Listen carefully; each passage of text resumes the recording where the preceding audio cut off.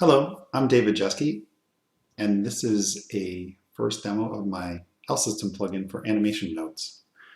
We're going to start by enabling the animation nodes add-on, and until my L-System node becomes part of the release, you'll need to install my fork of animation nodes. The link should be in the comments. So now that we have the animation nodes plugin installed, we're going to bring up a basic animation nodes setup. Need an animation node editor, and you're going to need a spline curve. You can find my L-System node under spline. So here we'll go spline L-System and drop one of those down, and then the output is a list of splines, so we're going to get a spline object output. We're going to wire up this spline right here, spline list. We're going to eyedropper our spline into the object target, and then we're going to toggle the spline input right here, and then poof, there we get our first L-System. I have a number of L-System presets in here, so you can see something happening pretty easily. Sierpinski triangle, Hilbert curve, 3D chaotic squares I saw in a YouTube video once, and this famous 3D tree. So I'm not going to go too much into L-Systems themselves. You can read on Wikipedia to learn about them. There's a form of string rewriting that turns into geometry. This axiom that you start with then gets rewritten by every rule that's listed, and every one of these characters turns into a drawing command. We can control from here the number of generations that are evaluated. So if we want it to run more generations or fewer generations, we can adjust that. Now my node will smoothly transition between generations. So if we adjust this float value gently, it'll add. Let's go to Hilbert. It'll add generations by smoothly growing the new segments. So that's kind of nifty for animation. It's not really possible, because these curves can be any shape and size. It's not really possible to keep this shape constrained to a given size. But you can, while it animates, but you can adjust the segment length. And so by animating the segment length down and the number of generations up, it should be possible to keep this a relatively the same size. You can also adjust the rotation angle of each rotation command. So each L-System generally is designed to work with a particular rotation angle, but here you can adjust it. And then if you were starting with something like this tree, it looks very regular. If you wanted it to look a little bit more organic, there are some other controls you can use for randomness that we can enable over here. So let's say we wanted those segments to just look a little more random. We can introduce some random rotation. Now it doesn't look quite so regular. We can introduce some random scale, and then it doesn't look quite so regular. So that's kind of useful. And then if you play with the seed here, you can get different variations on those random values until you find something you like.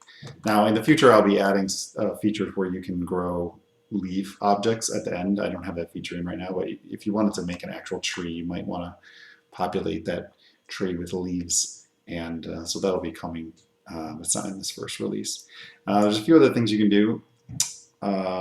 Just like you can grow the number of generations, you can grow the number of segments. So if it's 0, it's rendering all the segments, but here we can scale it up to grow the tree little by little. And of course, this spline is a curve, so we can go in and adjust and give it some shape. So it doesn't have to be just a stick. It can actually have some depth, but we'll stick to just the lines for now. So you can grow the number of segments. And I also have a feature in here that it's trying to prevent you from hanging the Blender user interface. It's called max segments error. Now, as you increase the number of generations, it can generate quite a lot of geometry. You'll probably want to turn off always evaluation when using L-Systems and change it to tree changed, so that it doesn't constantly rerun, because it can take quite a long time if your L-System gets large to regenerate it. You don't want it happening all the time. So as we scale up the number of generations, at some point it's going to get too big, and it could potentially hang a machine. So I have this max segments error parameter in here where when you reach that number of segments, it just errors out and says we reached the error limit. If you'd like to go bigger on your L system, you just go and tweak this value so we can put in 20,000 instead of 10,000, and now we have a bigger L system. And if we change the number of generations, eventually we'll hit the error again.